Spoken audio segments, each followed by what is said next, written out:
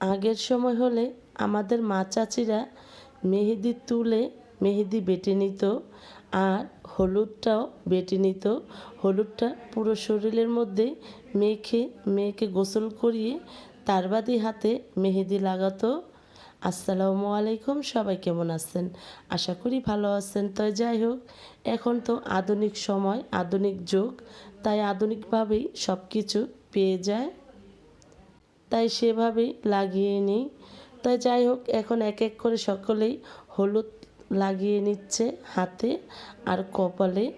পুরো শরীরে তো এখন আর হলুদ দেওয়া হয় না।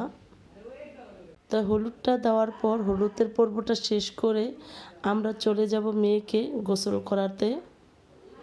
আগের সময় হলে তো পুকুরের পাড়ে গোসল করিয়ে নিতাম গ্রামের মানুষ।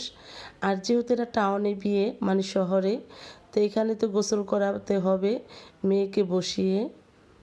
তাই তো আমরা সকলে মিলে মেয়েকে গোসল করিয়ে নিচ্ছি আর সকলে মিলে ভিডিও করে নিচ্ছে মেয়েকে গোসল করানোটা।